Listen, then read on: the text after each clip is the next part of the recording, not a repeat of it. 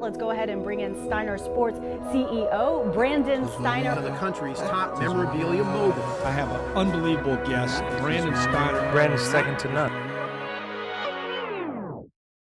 If you are a little fearful about selling, or really that's not your comfort zone, I'm bringing you the guru right now, someone who will get you comfortable. Actually, he'll tell you exactly what to say. Phil Jones speaks all over the world, all over the country. He actually does have the words. He does have the guidance to help you either start selling or certainly sell a little better. So, and you know I thrive on this stuff because I always feel like you can always sell a little more, sell a little better.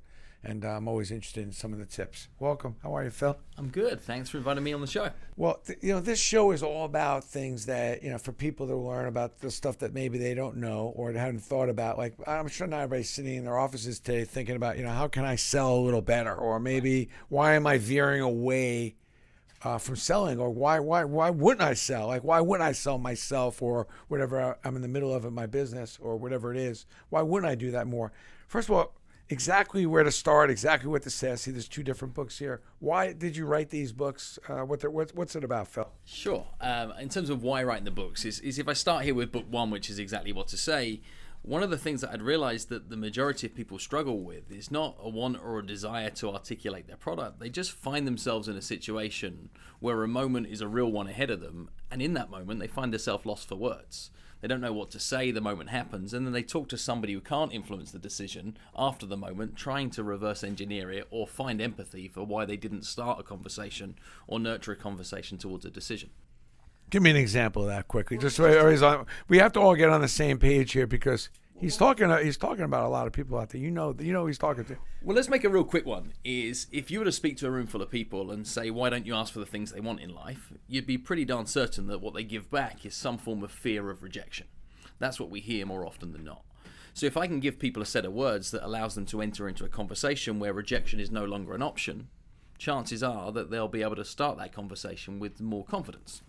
So example might well be, instead of them saying like, hey, do you want to? Or, hey, I'm interested in this. Why don't they just start a conversation talking towards the subconscious brain and say something like, I'm not sure if it's for you. So if I started a conversation with the words, I'm not sure if it's for you, subconscious brain kicks in and says, well, firstly, I'll be the judge of that. Secondly, it says, well, what is it? Curiosity has peaked, and we can find ourselves having more of a meaningful conversation. So I could say, I'm not sure if it's for you, but have you considered maybe eating at a new Thai restaurant? And you can go, well, what's it about? Is it good? Is it not good? And we can get into the collecting. You may not be a collector, it may not be for you, but yeah. Well, what's this whole thing about? Well, and I could say it may not be for you, but if you realize that some people are seeing significant returns on holding the right kind of collectible item over a 5-year period of time, I'm not sure if it's for you, but this could look great on your bedroom wall. I'm not sure if it's for you, but this could look great in your man cave. I love that. Right? Now, is the book a series of those? That's exactly what the book is. It's sets of words to allow people to start a conversation, to nurture a conversation, to close a conversation, to overcome the indecision that people face when they're stuck in Give me another maybe. one, Phil. Give me another one, like from a closed standpoint. Let's say I got you kind of interested, but we're kind of going. Well, say nowhere. somebody's stuck on the fence, right? Yeah. We find people stuck in the fence. Maybe is costing everybody a fortune. If you can Maybe he's costing everybody a fortune. Tweet that out. I love that. And if you can move somebody out of maybe to a yes or a no, we make progress, right? We free up space.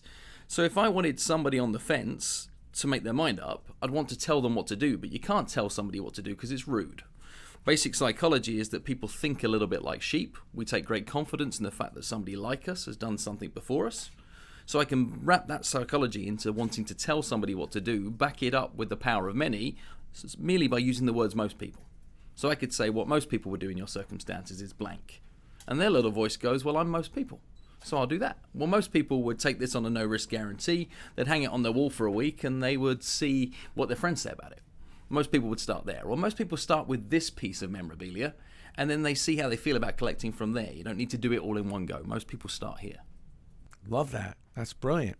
Are you an online guy, or I've got to go catch you in person? But, one of the things you had mentioned, we were talking before, was that you do speak all over the world, all over this country per se. But if I want to, do you do stuff online, or I've got to go catch you live? And what do you prefer doing? I show up online. I got a great piece of advice when I was younger from a guy called Zig Ziglar, which was, he said to find a way a guy named Zig Ziglar? Yeah. I mean, that is the guru of motivation sales. I mean, that's a special guy. We can't discount him there. Sorry. And you get that. Ziglar, you met. And Right. And then was that cool? Of course it's cool. I mean, were you feeling like you were in the presence of somebody extraordinary, or were you feeling that? Or yes, and I've also had the privilege of being in the presence of many extraordinary people, and I think you can capture brilliance from almost everybody you meet, providing you're looking for it. But what was said here was to find a way to serve the many. That was the advice I got. And if you could find ways of getting your information to more people, not trying to say how do I make a lot out of a little, but how do I make a little out of a lot, then what can happen is you can spread yourself kind of thin and reach more people. So when you say, am I an online guy? Yes, you can find me on LinkedIn, on Twitter, and all of those social channels. I produce video content for a YouTube channel. But my books and the work that I'm now doing with Audible Enterprise in creating the best value, low price sales training program comes out January 2019. It is a big part. That's a series of online, or is that? We got a 9-hour workshop that you can access for like $15 on Audible. That will be audio only in partnership with Audible Studios. That comes out in January. And I wanted to create content that is accessible to everybody. Lots of great video online training courses. There's a price point that is a barrier to entry that stops the person who really needs it buying it, and has the person who can afford it but won't implement it being the one that purchases it, that we don't actually really move the needle the way we want to. So $15, right. Nobody's calling home to see if they can spend that. Right, but if it can help hundreds of people have more effective conversations, love that. It can help hundreds. I'm a of big people. fan of that, by the way. Yeah. I don't think enough people put that in play, including me, myself, because this whole building is filled with stuff that people can't afford. But I love that. I believe in the mass. I believe that there's a lot of people that are in the same circumstances. But you take all the stuff that's in this help. building that people can't afford. The stuff that people can't afford brings the value all the way down, right? It just stretches the size of the market. So, a pen filled with dirt is now incredibly valuable because of the thing that is tens of thousands of dollars at the top of that. It's a slice of personal memorabilia. Yeah, that's fair. And I think people should think more about that as they're building their business system, that value is in the eye of the beholder. And the more you stretch the potential value of an entire market, there's room in there for everybody. The kid with the pen that paid a few bucks for it loves that just as much as the guy who had the hand-side jersey from the key moment, from the key player at the key point in time. The same emotion is attached to it. What's the common thread here? When you're out there and you spoke in front of thousands and thousands of people, what's the common thread? What do you see the most of out there that a consistent thread of help that's needed? I think the biggest piece of help that's needed is this word stuff. I really, really, really find so many people that they've got a great product and a great price, or they've got great knowledge and great intellect, or they care about their customers and they've built good operations. But the thing that we are missing in most business environments is the people that are in direct contact with the people that could make the decision to buy the thing don't know how to engage in a real life human conversation. So everybody's focused on how do I get somebody to click, how do I get somebody to buy, how do I automate a system, yet the human part of either managing people or managing customers is getting missed in its entirety. And that's the skill set that when you share some words back with people about how they can perhaps take a situation that they were currently puzzled by and find confidence to try it, the light bulbs go off. So you think most people are saying no because they don't know? I think most people are not asking, is what I really think is happening. Whether it's for the promotion, whether it's to enter into a new market, whether it's for the sale, I think the majority of people are waiting for the perfect time and the perfect moment for the perfect person to ask them to do the perfect thing. And you know what it's like. I mean, you think about the start of your business. You had no right to build the business you built. None whatsoever. There was no blueprint, no formula. Nobody said that what you need to do is to jump through these heap hoops and you wake up. I started my first business when I was 14. I started knocking on the doors of my neighbors, asking them to have their cars washed. And? By the age of 15, I was making... How was that response? How was it? Yeah. Well, people gave me one of three answers. One was, yes, please. Another was, no, thank you. But most just said, how much? That was the question that came back in the other direction. And you said whatever you want to give me, or? We figured it out, didn't we? By messing it up, by charging too low, by charging too much, by finding the sweet spot in the middle, realizing I could get too busy, then realizing I needed to employ staff to be able to do it, then realizing I needed a margin. Like, all the things that you mess up on, you don't learn them without messing up on them. So you've got to get through that experience. And the more you can accelerate the experience curve, in my mind, and I think we live in a world where everybody wants perfect. So books are a problem sometimes because people are, I'll read the next book and then I'll figure out what I really should do. But until I've read the next book, I'm going to do nothing. Whereas anybody I've learned that is an expert, it's because they messed it up 1,000 times first.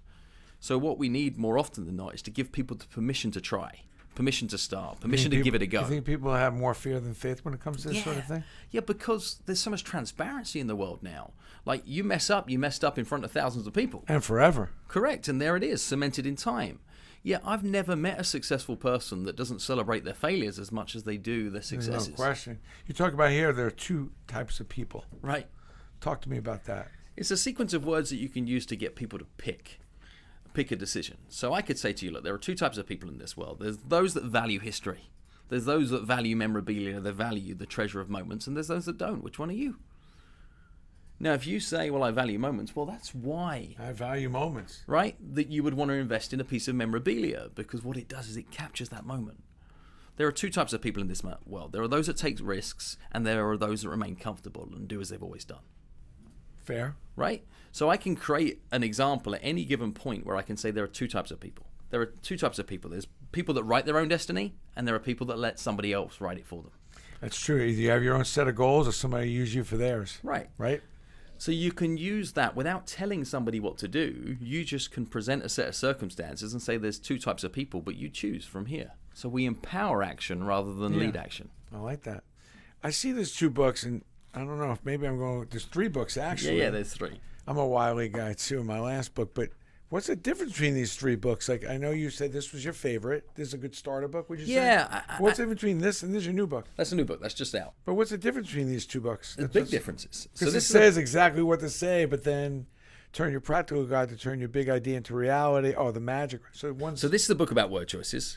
This is the book that physically teaches people how to sell and leads them through the sales process from start to finish. Maybe a good beginner book. Great. Right? And I've also known experts in the field 25 years in that's like, I used to do loads of this stuff and I stopped because I got lazy. And this is a book that so many people have an entrepreneurial idea. The amount I travel, the amount I fly. This show thrives on that. Everybody out there listening and watching this show has an entrepreneurial idea. And we meet them, right? You're flying and you meet the guy in the bar on the plane who's like, oh, I nearly did this thing, or I'm thinking about doing it. I'm like, how long have you been thinking about doing it? And they're like, 21 years. I'm like, well, what needs to happen for you to make a start on it? So this book is a book to get you to the start line.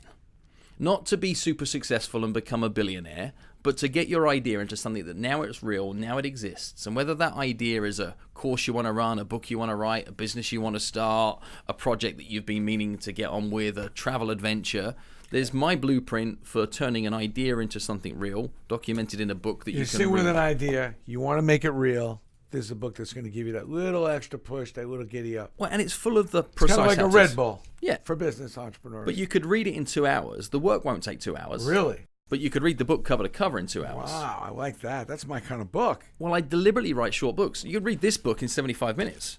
It's the best-selling book on Audible right now in personal development. Really? And it's 75 minutes long as a read. Because people are good at buying books, they're no good at reading books. So if we can create something in a format that's consumable... Is that why these are kind of short and simple? Well, yeah, you purposely did that. On purpose. Like, I think... What's the getaway on this book, though? If I pick up this book... Yeah. Tell me 2 quick things that I'm going to get out of this book. If You're going to be able to have a conversation 60 seconds after finishing reading it that's going to mean that your conversion rates will go up in those conversations. You'll start more conversations. You'll have more confidence in those conversations. And when people say maybe, you'll think, aha, I know what to do. You'll have tools that you can use to go play in conversation. Instead of being fearful of entering into a negotiation, you think, well, I got a fair advantage. I like that. And are most people fear about going into a confrontation or negotiation? Through my experience, yes. Have we lost our minds with sales in this country though, Yes. a little bit? Has it just been? I feel like it's declining rapidly. People are less and less good at it. Well, everybody thinks even at like startup culture, it's about the pitch. Now, I've never known how you would go into a conversation where all you're going to do is vomit all the good reasons as to why somebody should listen to you in that environment without asking any questions or getting understanding first. And in the medical industry, they say that prescription before diagnosis is malpractice. The same thing is true in the business marketplace. Yet people haven't got the ability to ask questions, to listen to answers, and to build evidence to say this is why we're the number one choice for this. Everybody is pitch, pitch, pitch, or the web page is going to do all the work, or here's my brochure, or let me show you my slide deck, when what they really should be saying is let's try and understand what it is that you're looking to achieve. And maybe if you tried that, you may like it. Well, take your relationship with the Yankees. It's a classic win-win. It's you take away something that currently they don't have the infrastructure to be able to service properly, yet they care about the quality control of those things and the integrity of the brand. And their customers. Right. But that wasn't how they were thinking to begin with. No, because that's what happens when you enter into a market looking to try and help. There's some form of disruption involved. And I think more and more people should look at this. Like Henry Ford once said, didn't he, is if he listened to his customers to try to make a faster horse, he just knew better. And I think that's where we should be looking to move with our ideas, is who are the people we're looking to serve, what are the problems we're looking to solve for them, and then how can we profit from solving those problems. Now, they might not see it before you see it. Now, that's a good thing. Like if you can say, I understand a problem that you currently have better than you do, and I've got the solution, then you're useful. You have value. The best thing anybody ever says to me end of a speech is not I loved it or you were awesome. It's like, that was really useful. That's the goal I look for at the end of the session. And I hadn't thought about it that way. It's a good, useful feedback for me. When I go and speak to a group and somebody says, I really hadn't thought about it that way. I hadn't really thought about what you were talking about and approaching certain things that way. That means you're now willing to get another part of your brain and thinking process going, because thinking is the best work you can do and the hardest work you can do. And most people don't want to work that hard. Right. And, if I get them thinking a little more, then that's a win, I think. But I agree with you. It was useful. When was the last time somebody came in and pitched me something? I said, wow, that was really useful. Right. That's powerful, man. Useful like is that, underrated, but that's very, cool. very important. Where did you learn all this, though? I mean, how did you get to become this sales guru where you're thinking about selling every which way to Sunday and then be able to pitch it on such a simplistic level? I was a senior leader in one of the largest retail sales environments in the UK at the age of 18. Now, there's a giant challenge leading senior sales teams at 18 years of age, is that nobody gives you an ounce of respect. They think, who's this kid and what's he going to teach me? Kid, what does he know? So what I did is I learned how you get respect is you earn it. So I listened to the best in the business. I understood the way that they were doing things. I brought some of my ideas on there. And then I went and did my talking on the pitch. I went toe-to-toe with these guys who were the best of the best of the best. And not only did I earn my weight, I pushed on past their levels of success. And they went from being like, who's this little kid, to, how did you do that? Now, from that point was where it started. I then got really passionate about studying the success of other people. And I learned that the people that really crush it in a sales environment, they're not just the ones who are hardworking and good product knowledge and the endeavor.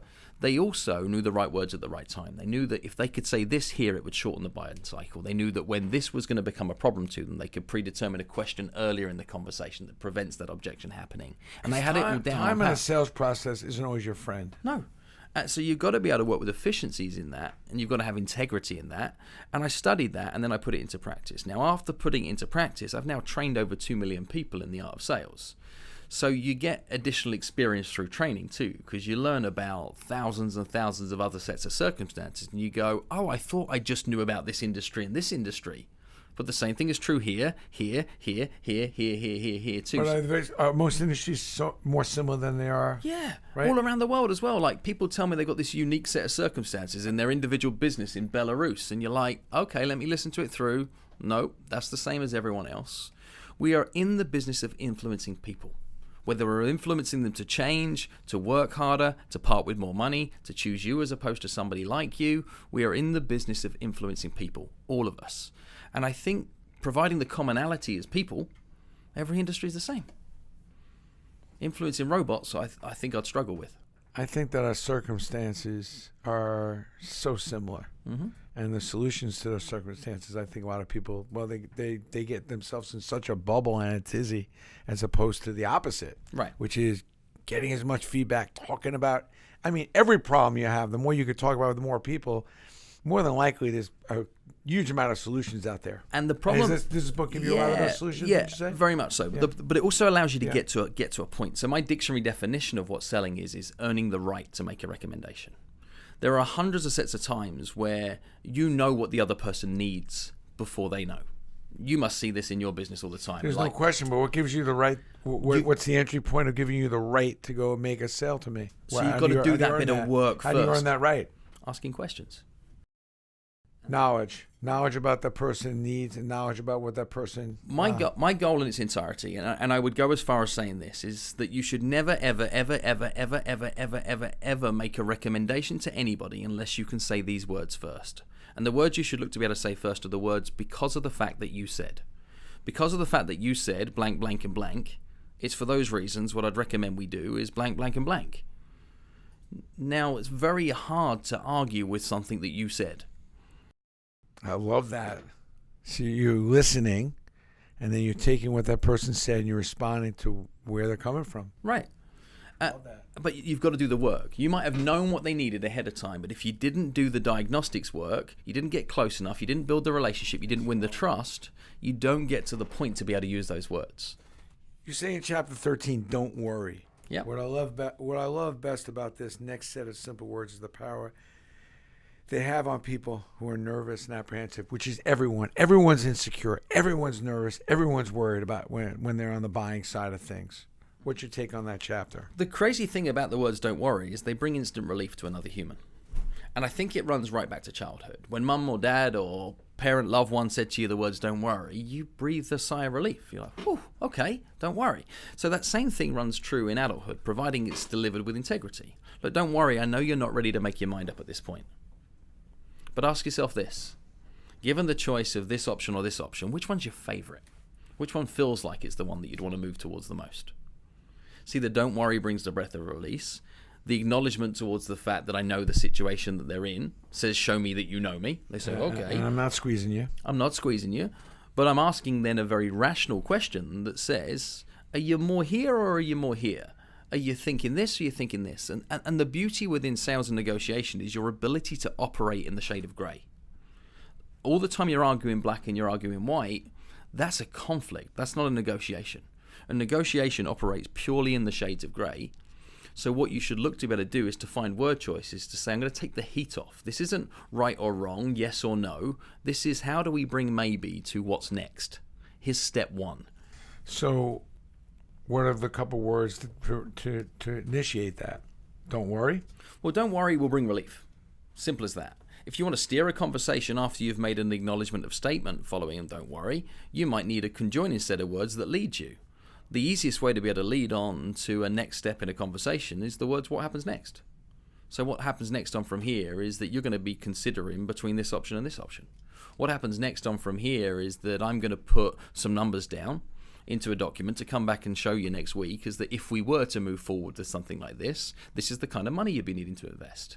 So the what happens next conversation that follows don't worry allows you to stay in control of that conversation to bring it to the next landing point. Think about it as relationships. What we're really saying is what happens next is, being as today's coffee went well, I'd like to see you again and take you for dinner. Love that. Do people in Britain buy and sell the same way they sell here in the U.S.? There's cultural differences everywhere you go in the world. The drivers are always very much the same, but you have to have knowledge and understanding of those cultural differences.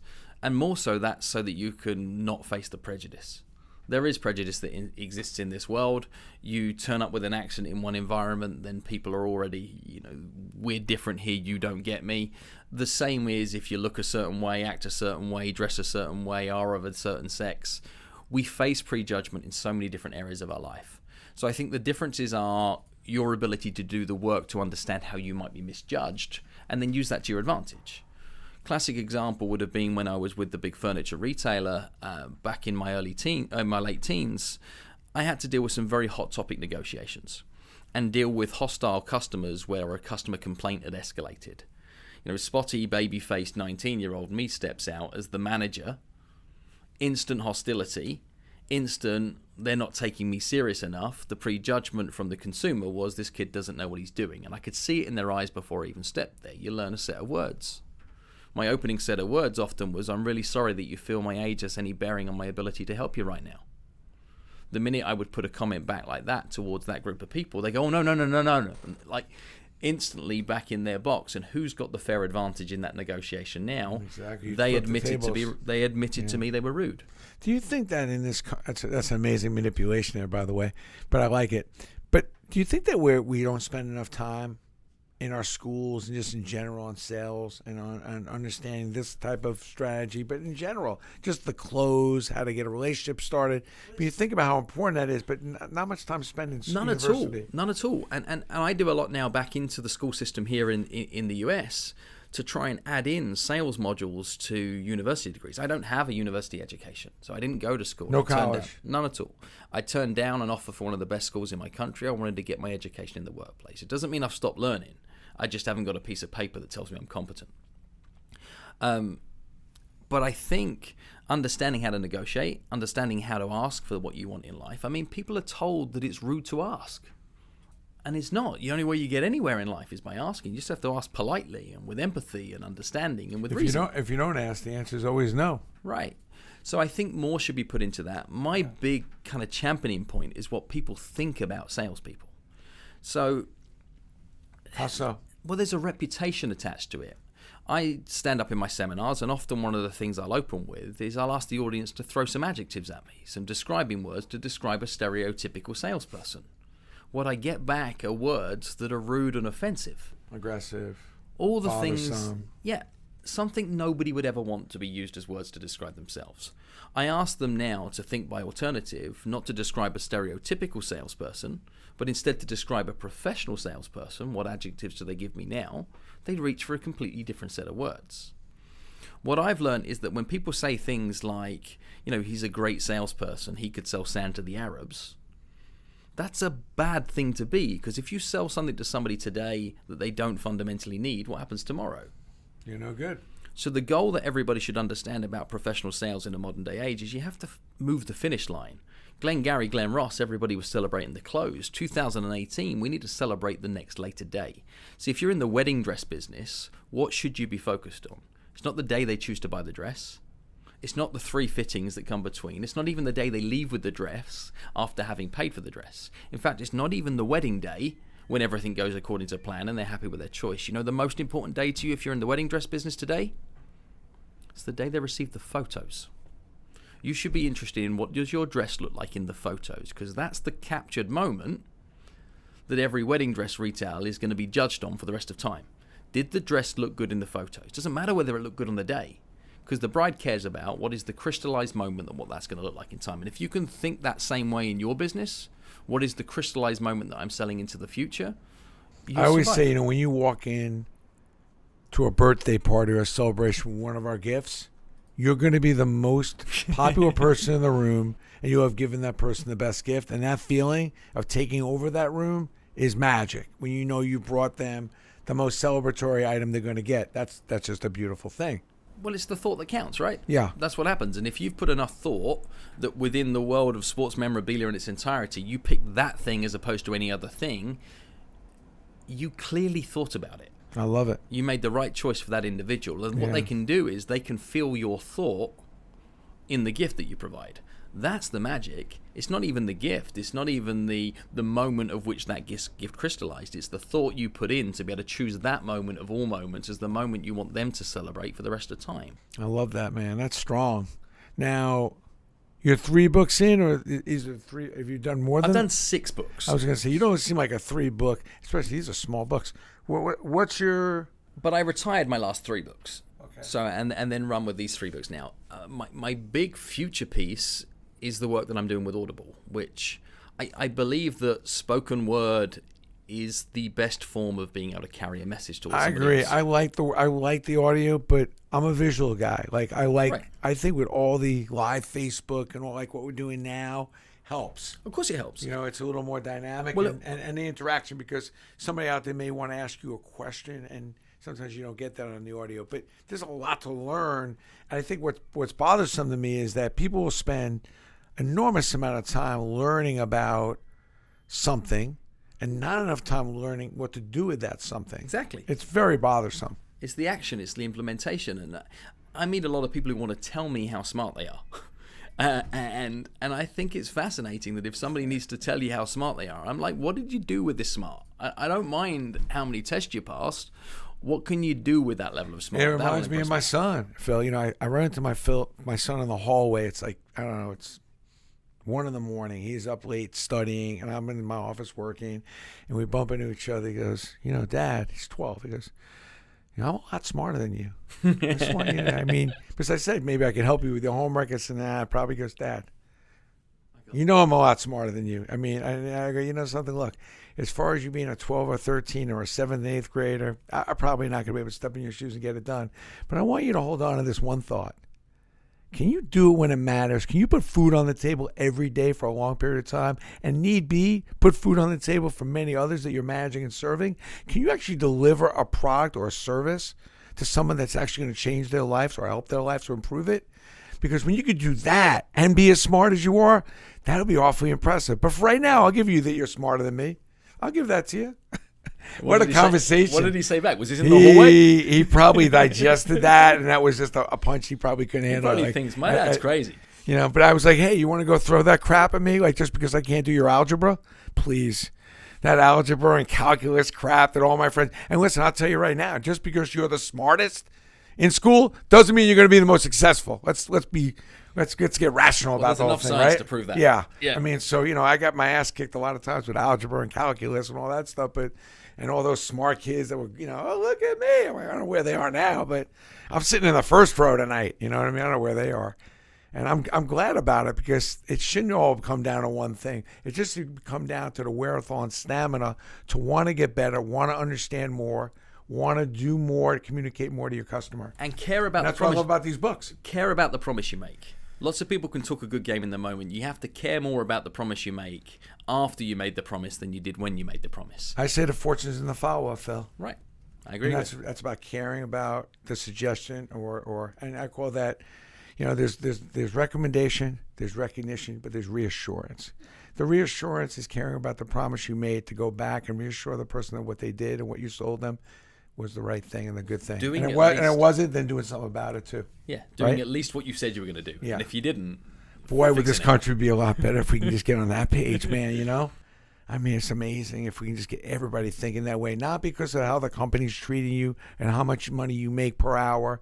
If that's irrelevant, just because it's the right thing and the right feeling you want to have between two humans. It's where your personal reputation hangs on. Oh, man. I could talk about this stuff forever. It's Phil Jones. Love him. Pick up this book. This is the good starter book. You can start with anyone you need, and you can run them in order. But exactly what to say is the quickest and easiest way to bump into my Now, are you in New York often? I live in New York now, so... We need you up here, man. We got to work out a deal to get you up here. Maybe we get you some Yankee games. Like, we need you. I've never been to a Yankees game. Ever? Ever. All right, we're going to go to a Yankee game. Never been to a baseball game either? Okay, but not Yankee Stadium. Twins, and I've been to Atlanta Braves. Okay. And what else have I been to? A little football? American? I've been to football, the game you play with your feet. Not the real football. The one where you throw it. That football. No? No, never. Been to a Knick game or Madison Square Garden, the most famous I've been arena? to Madison Square Garden, but not for... I've been to Madison Square Garden for a hockey game. Oh, it was cool. Yeah, it was cool. Rangers are cool. Yeah, and I've done the tour there as well. That was interesting. Yeah. When my family came into town, they wanted to do the tour. It's a special building. They put a lot of money into it. Listen, it's a blessing in New York. Our teams aren't playing all that great, but our buildings are magnificent. The buildings are good. They're really good. Now we just got to do what they say. Right? What you're saying. Just got to live up to it. But we got to get to a Yankee game, no question. Anyway, Phil Jones, pick up his book or look him up online. Love that talking with you. Thank you. Congratulations Thank you. on all your success. Likewise. And I like your perspective because it's much different than what I've heard from the art of selling. So thank you. Thank you.